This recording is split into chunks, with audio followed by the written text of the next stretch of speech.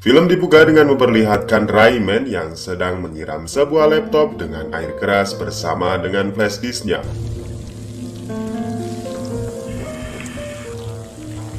Kemudian dilanjutkan dengan sebuah pesan masuk dari Samael yang mengatakan ia sudah mati dan tidak boleh menampakkan diri lagi. Kemudian di lain sisi, Gohei yang sedang mendengarkan percakapan pilot dan co-pilot sebelum benar-benar dinyatakan hilang kontak.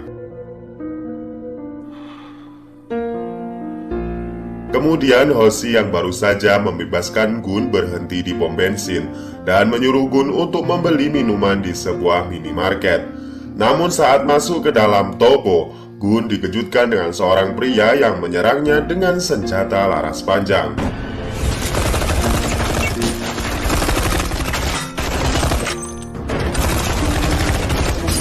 Dalam kejadian tersebut, Hoshi tertembak di bagian punggungnya, dan beruntungnya Gun berhasil menyelamatkannya. Kembali ke Gohei, di mana ia sedang mencocokkan waktu di mana hasil investigasi ICAO terdapat kesamaan waktu ketika percakapan co-pilot dengan Rayman, yang pada saat itu terjadinya ledakan hebat di dalam pesawat. Gun yang membawa Hoshi ke rumah sakit kemudian menghubungi Gohei agar cepat datang ke sana. Dan di sini kita melihat bahwa Dr. Kim yang sangat mencurigakan saat mendengar percakapan Gohei dengan Gun di telepon.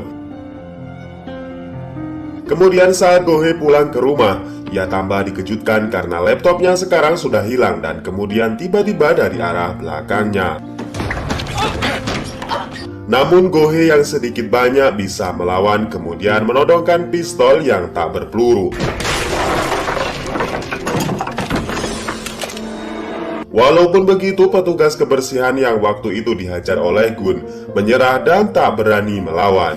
Ia mengakui perbuatannya jika seseorang membayarnya 10 euro untuk membunuh dirinya. Namun ia tidak mengenali siapa orang tersebut. Gohei kemudian memaksa menelpon orang yang telah menyuruhnya. Di dalam rumah sakit terlihat Hoshi yang sedang dioperasi pengangkatan peluru dan kemudian tiba-tiba saja HP milik Hoshi berdering yang itu ternyata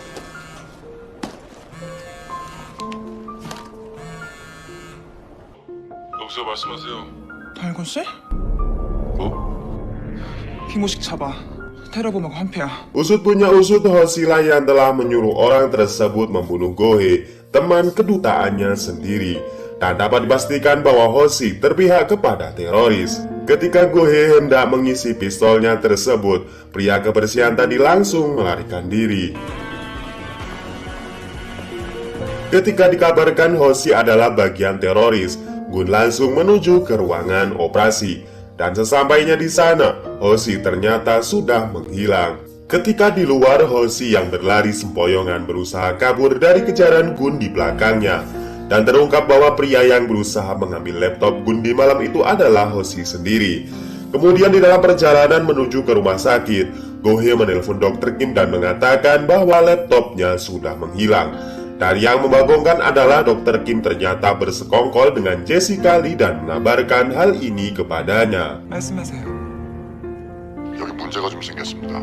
Saat Hoshi sudah tidak memiliki jalan lagi, ia malah mengeluarkan pil sianida untuk bunuh diri. Dan di sebuah gedung tinggi, sosok sniper sudah membidik mereka dan bersiap untuk menembak. Sebelumnya Hoshi mengatakan bahwa ia terpaksa melakukan ini karena berusaha menyelamatkan anak dan istrinya yang sudah disandra oleh teroris. Dan kemudian ia memilih untuk bunuh diri. Dan inilah yang dilakukan sniper tersebut.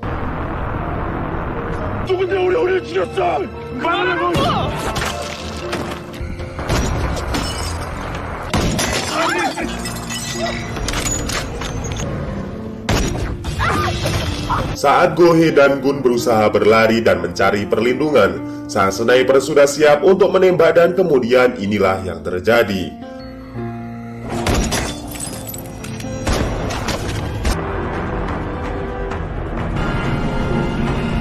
Busura dan anak buahnya sudah di belakang si sniper, yang ternyata itu adalah Rayman dengan menodongkan senjata. Dan saat Gun bersama dengan Go-hye sudah di atas gedung, mereka semua sudah menghilang dan terlihat sebuah mobil yang baru saja keluar dari area tersebut yang dapat dipastikan itu adalah mereka. Kemudian di kantor Badan Intelijen Negara, sekelompok orang datang dan melakukan penggeledahan secara paksa. Dan video satu-satunya bukti jatuhnya pesawat juga berhasil diambil oleh mereka. 뭐야?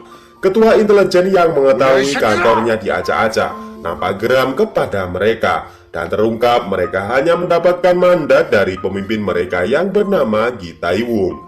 Kepala intelijen yang marah langsung mendatangi Gi Tai-wung di kantornya yang ternyata ia adalah kepala inspeksi negara. Kemudian di dalam rumah sakit, Go-hye berusaha menjelaskan kepada polisi tentang sebab musabab tewasnya Hoshi. Lalu disebar rapat kepala gang yang datang terlambat karena sakit perut yang dialaminya. Kemudian teleponnya berdering yang ternyata itu adalah Go-hye. Ia mengatakan bahwa pesawat tersebut sudah dibajak oleh teroris.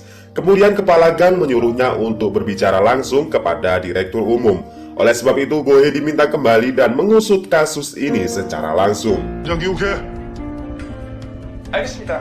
Mendengar hal itu awalnya Gun menolak karena Gun hanya ingin mengejar teroris di negara Maroko untuk balas dendam atas kematian keponakannya. Lalu Go-hye dengan banyak berharap mengajak Gun ke Seoul untuk mengungkap kasus ini bersamanya. 그놈들이 대체 누군데? 왜 아무 죄도 없는 사람들 죽인 건데? Di dalam rapat, Kepala BIN ditunjuk sebagai pimpinan dalam kasus ini. Dan kemudian mereka semua dikejutkan saat komputer tiba-tiba saja diretas dan mendadak error. 몇 못 줘.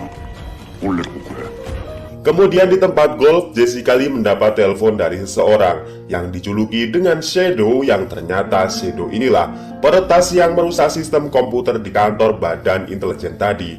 Tak lama setelahnya Menteri Pertahanan datang di sana. Dan secara mengejutkan ajakan dari Jessica Lee ditolak mentah-mentah oleh sang menteri. Dan usut punya usut, Jessica telah mempengaruhi 3 orang paling berpengaruh kepada sang menteri, yaitu Letnan Jenderal Pilgui, kemudian Jang Dong-gyu, dan yang terakhir yaitu Choi Sang-bi. Dan kenapa bisa Jessica Lee dengan mudah mengancam mereka? Alasannya adalah ketika orang tersebut memiliki jejak buruk selama berkarir seperti suap, korupsi, dan lain sebagainya. Dokumen rahasia tersebut singkatnya ia sebarkan satu sama lainnya. Dan setelah Jessica mengundang mereka semua secara bersamaan di sebuah tempat, kemudian Jessica juga menyiapkan wanita penghibur. 제가 모시는 자리니까 마음 편하게 들으세요. Kemudian jebakan Jessica pun berhasil ketika sang menteri pertahanan juga diundang ke tempat tersebut, yang secara langsung menyaksikan ketika orang tersebut sedang menikmati wanita dolar kuning. Kemudian Jessica dan sang menteri berbicara empat mata di sebuah ruangan. Sang menteri tetap tidak mau menunjuk bahwa ia pemenang dalam proyek ini. Namun kemudian Jessica mengancam keburukan 3 ajudannya akan disebarluaskan serta ia akan diberikan sebuah hadiah informasi, kelemahan tentang pertahanan Amerika, serta yang terakhir adalah hadiah istimewa untuk menidurinya. Maka sang menteri pun tak memiliki pilihan lain selain ia. 수도 있을 것 같은데. Kemudian di dalam ruangan, Go-hye nampak santai dengan sepotong roti. Namun beda dengan Gun yang waspada melihat keluar karena takut mereka akan datang kembali. Usut punya usut, mereka belum juga berangkat ke Seoul karena Gun masih keras kepala dan bimbang dengan keputusannya tersebut. 뭐 아무튼 그 괴팍한 성격 덕에 큰일 했네. 큰일 했어.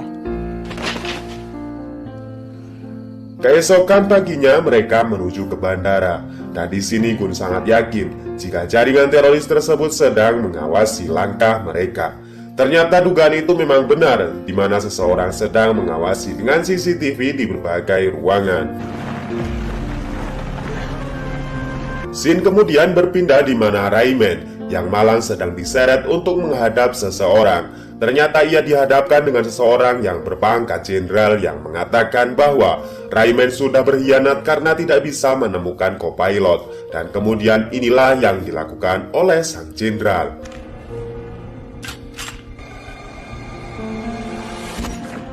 Jessica Lee memiliki rencana untuk menyingkirkan Go-hye dengan orang dalam Badan Intelijen sendiri. Sedangkan Gun akan disingkirkan dengan menggunakan seorang wanita yang bernama Lily. Dan kemudian inilah sosok Lily yang sedang membunuh targetnya di Amerika. Sedangkan Direktur Umum Badan Intelijen Negara yang bernama Ang Indong nampak kaget karena mendapatkan sebuah telepon dari seseorang. Dan ia hanya bisa mengatakan, "Baik, Pak." 그러죠. Di dalam kantor, Hwasuk dan temannya berusaha mencari daftar penumpang yang bernama Chahun yang tiba-tiba saja ia menghilang. Dan hal itu disaksikan secara langsung oleh Direktur Inspeksi Taiwo. Direktur Umum kemudian memanggil Kepala Inspeksi dan Kepala Badan Intelijen dan beralasan bahwa file video sudah lama hilang. Dan secara mengejutkan sang direktur menutup kasus tersebut. 감찰부직원 몇 명입니다. 덕보. Keputusan tersebut membuat mereka sangat kaget karena ini menyangkut nyawa orang banyak. Namun apalah daya, mereka hanya bawahan dari Direktur Umum. Dan saat keluar, Kepala BIN nampak curiga dengan Kepala Inspeksi karena saat sidak kemarin itu bersamaan dengan virus yang menyerang.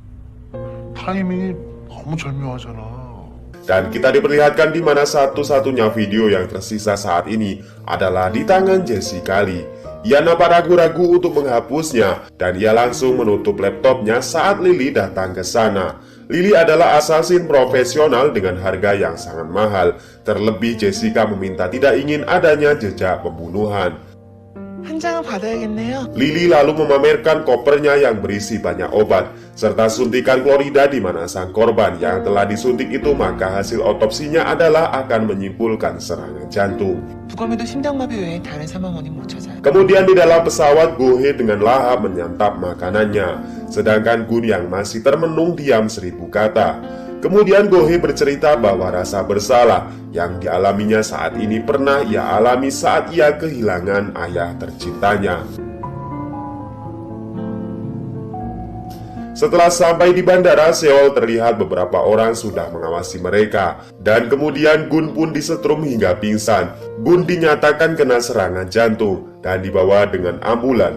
Usut punya usut, ini adalah rencana dari Lily untuk menyuntikkan kalium klorida. Dan ternyata rencana tersebut gagal karena Gun berhasil mencegahnya. Sebuah pesta aliansi ke-59 bergabungnya negara Amerika dengan Korea Selatan yang dihadiri banyak pejabat dan termasuk Menteri Pertahanan dan Jessica Lee.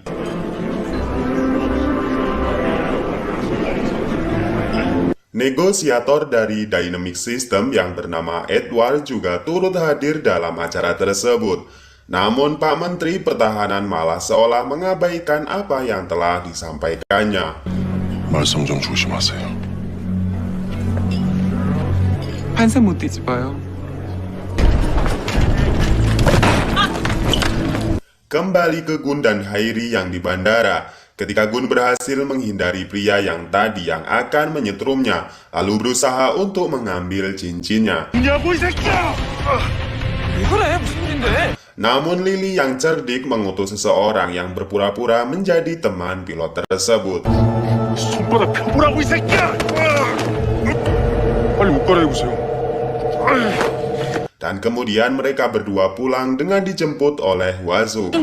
김치찌개, 돼지고기 듬뿍 들어간 거. Mereka kemudian memutuskan untuk berhenti di sebuah restoran. Dan di sana Hwasuk mengungkapkan keanehan di mana ia tidak bisa mengungkap siapa co-pilot tersebut. Kemudian HP milik Gun berdering yang itu ternyata adalah ibu dari Hun. Di lain meja nampak seseorang yang melihat mengawasi gerak-geriknya. Dan di sini kita diperlihatkan betapa serakahnya Ibu Hun karena lebih mementingkan uang kompensasi atas meninggalnya. 밝으시죠? Kemudian seseorang yang mengawasinya tadi menemui Gun dan mengatakan bahwa dirinya adalah seorang reporter yang bernama Jo. Dan di sini ia memiliki sebuah catatan tentang petugas bandara, di mana ia pernah mendapat laporan serangan teroris terhadap pesawat tersebut. Namun petugas tersebut sekarang sudah lumpuh dan terkena gagal otak. Lalu Jo mengajak Gun untuk lebih dalam berbicara kasus ini di kafe ujung jalan. 큰 길로 나오면 카페가 있습니다. 거기서 뵙죠. Kemudian Hwasuk menggoda Go-hee dan mengatakan bahwa sepertinya dia menyukai Gun. Namun Go-hee yang jaim membantahnya dengan mengatakan bahwa Gun terlalu sempurna untuknya. 말투, 성격, 태도 다 완벽해. Di kafe ujung jalan, Joe mengungkapkan bahwa serangan teroris kepada pesawat Dynamic System ada hubungannya dengan pelelangan jet tempur yang didanai 10 miliar dolar oleh pemerintah Korea Selatan. Joe mengatakan bahwa ia akan menemui informan tersebut dan di sini Gun jelas saja ikut dengannya. 저도 같이 가면 안 됩니까? 글쎄요. Go-hee dan Hwasuk rupanya diam-diam mengikuti mereka di dalam mobil.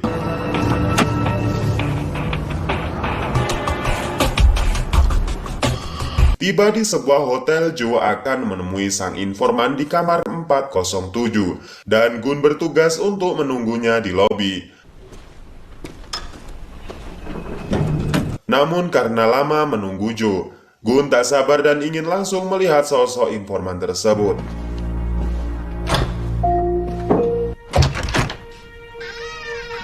Saat masuk ke dalam kamar, Gun sangat terkejut karena melihat Joe yang sudah terkapar dengan banyak luka di tubuhnya. Dan sebelum Joe tewas, Gun diberikan sebuah pulpen. Dan di sini Gun dengan segera menelpon polisi. Namun siapa sangka dari arah belakang, sang pelaku masih berada di sana dan kemudian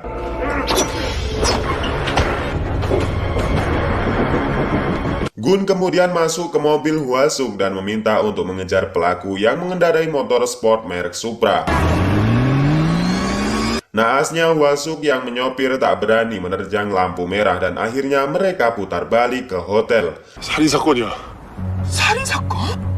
Namun anehnya di kamar 407 terlihat bersih dan tidak ditemukan bercak darah sedikit pun. Ditambah sang polisi menelpon sang reporter yang ternyata pihak kantornya mengatakan bahwa sang reporter sedang berlibur di Selandia Baru.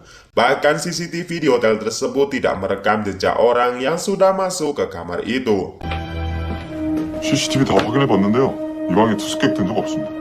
Mereka sangat yakin jika jaringan ini sudah sangat profesional dan sangat luas. Gun teringat dengan pulpen yang diberikan Joe. Rupanya itu adalah sebuah flash disk dan karena tempat ini tidak aman, mereka memutuskan untuk membuka filenya ke rumah Go-hee. 것 같긴 한데 일단 우리 집으로 가지. 그래 그러자. Di lain sisi, keluarga korban jatuhnya pesawat kembali mengenang keluarganya yang sudah tewas. Dan di sini terlihat mereka belum bisa melupakan keluarganya. Begitupun Gun yang hendak masuk ke dalam ruangan membatalkan niatnya untuk bergabung dengan mereka.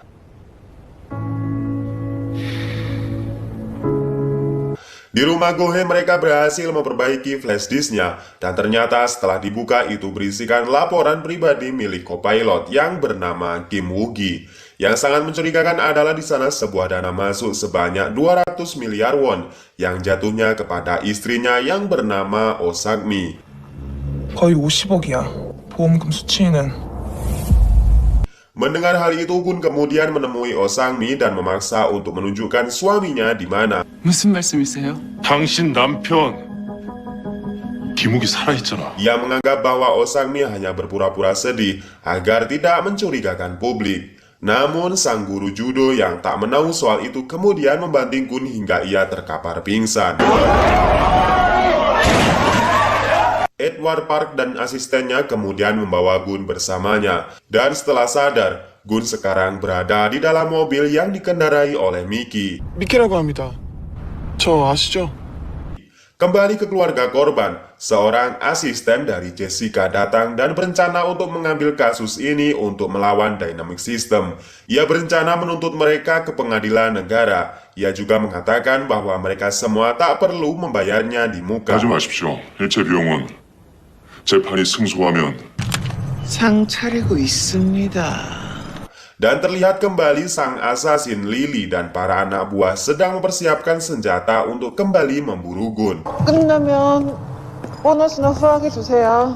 Ketika pertemuan, Edward mengatakan bahwa Jessica Lee sebenarnya ia yang merekrut dalam hal ini dan semua kejahatan atau otak dari semua ini adalah dirinya. Go-hee meminta kepada Edward untuk menghubungi temannya di kepolisian Portugal untuk mengungkap kematian Michael yang sebelumnya telah disimpulkan sebagai kasus bunuh diri. Gohei dan Gun kemudian diberikan sebuah tempat aman oleh Edward agar mereka bisa mengungkap kasus ini secara safety, dan Hwasuk sendiri harus pergi ke kantornya kembali agar tak menuai kecurigaan atas bosnya. Dan siapa sangka rumah aman tersebut sudah diintai oleh anak buah Lily, dan di kejauhan ruangan Gun juga sedang diintai oleh Lily dan para anak buahnya yang lain. 한때 고객이 될 뻔했는데. Selesai mandi wajib, Gun kemudian menemui Gohei yang sedang santai di sofa. Gohei meledek Gun dengan tato di tangannya yang artinya itu adalah dewa perang. Dan di sini Gun berterima kasih kepada Gohei yang sudah mengingatkan kembali dengan Hun melalui flash disk yang telah diperbaikinya. Kemudian dengan hati-hati Gohei mulai mencari informasi sebanyak-banyaknya mengenai lelang jet tempur dan siapa sosok Jessica Lee yang dianggap otak dalam semua masalah ini. Scene berpindah di istana presiden di mana ketua oposisi yang bernama Ok datang dan meminta klarifikasi atas menangnya lelang pembelian jet tempur yang jatuh di tangan John Mark. Ia mengatakan bahwa penunjukan tersebut sangat tidak masuk akal dan menyangka ada orang dalam di baliknya. Namun sang menteri pertahanan yang sudah diintimidasi oleh Jessica Lee mengatakan bahwa hal tersebut memang pantas dengan teknologi pesawat tersebut. 비싼 만큼 성능이 우수하기 때문입니다. Namun sang presiden yang melihat foto Jessica Lee sedang bermesraan dengan menteri pertahanan, kemudian hal tersebutlah yang telah merubah keputusannya. Gohei kembali bekerja di kantor Badan Intelijen Negara. Di sana ia terlihat grogi saat bertemu dengan inspeksi hingga dapat disimpulkan bahwa ia dan kepala inspeksi dulunya adalah sepasang kekasih yang sudah pupus. Pada malam harinya, Gohei yang mabuk berat karena galau justru tak terkendali dan bersikap tidak sopan kepada atasannya. Dan ia malah melakukan hal ini kepada kepala inspeksi.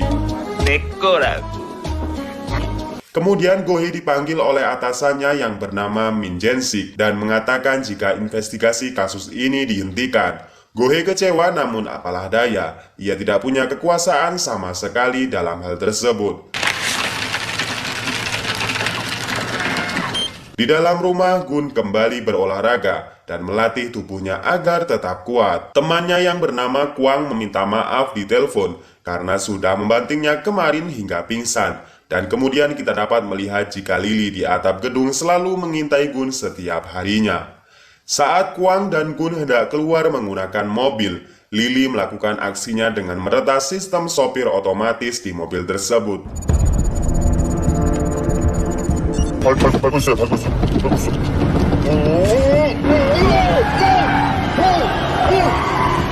Gun yang beralih menyopir sadar jika mobil di belakangnya sedari tadi mengikuti mereka dan berusaha untuk membunuhnya karena hal tersebut. Mobil yang semakin tak bisa dikendalikan menabrak sebuah mobil yang terparkir hingga terbalik.